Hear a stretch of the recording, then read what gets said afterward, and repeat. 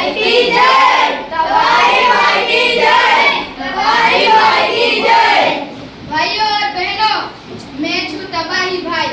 મને એકવાર તમે મોકો આપીને તો જાઓ, હું દેશનો હાલ બદલી નાખીશ। ઘરે ઘરે પાણી, ઘરે ઘરે નળ લાગશે, ઘરે ઘરે પાણી આવશે, ઘરે ઘરે વીજળી આવશે, વૃદ્ધ જનોને પેન્શન મળશે। એકવાર આ તબાહી ભાઈને તમે મોકો આપીને તો જો, આપણા પંચાયતમાં તબાહી આવી જશે। તબાહી ભાઈ કી જય, તબાહી ભાઈ કી જય।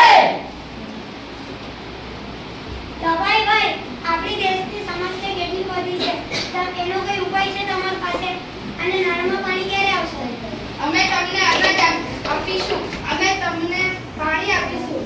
અહીંયા સુધી તો ડ્રાય ડે પર બધાને દારૂ ફ્રીમાં દારૂ પણ મળશે। હા ફ્રીમાં। તબાહી ભાઈ, અમારા છોકરાઓ શાળાએ ક્યારે જશે? શાળાઓ ક્યારે બનશે? હા, પહેલા તમે ઇલેક્શનમાં અમને વોટ આપો, પછી અમે શાળા બનાવશું, પણ એટલે તમે તમારા છોકરાઓને ક્રિકેટ રમવા મોકલો।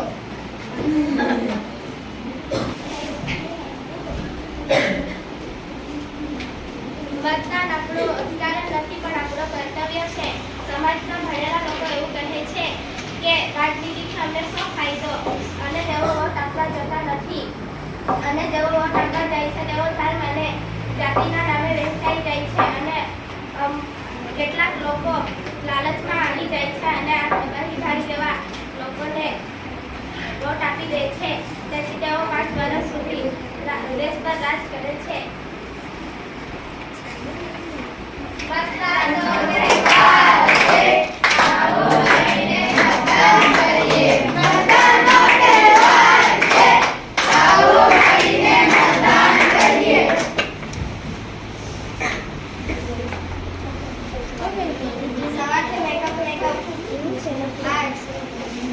પાવડર લગાવીને આખા ઘરને આકાશમાં પહોંચાડી દીધું છે, અને સરકાર જીએસટી પણ વધારી રહી છે। હવે તો સરકાર બદલવી જ પડશે।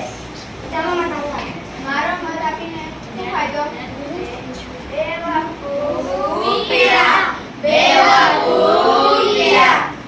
એક મતથી સરકાર આવી શકે છે અને સરકાર જઈ પણ શકે છે। એવા રહેશે મારો એક મતથી શું ફાયદો?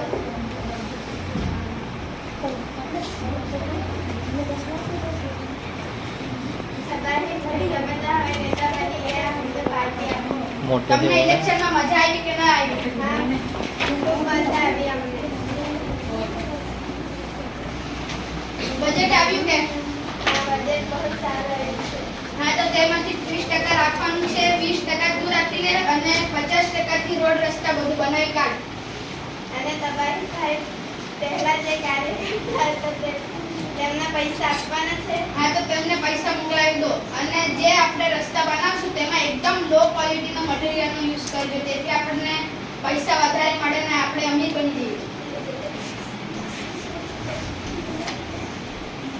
તો ભાઈઓ બહેનો, તમે જોયું કે આ તબાહી ભાઈ જેવા નેતાઓ ચૂંટાઈ જાય છે અને 5 વર્ષ દેશમાં રાજ કરે છે।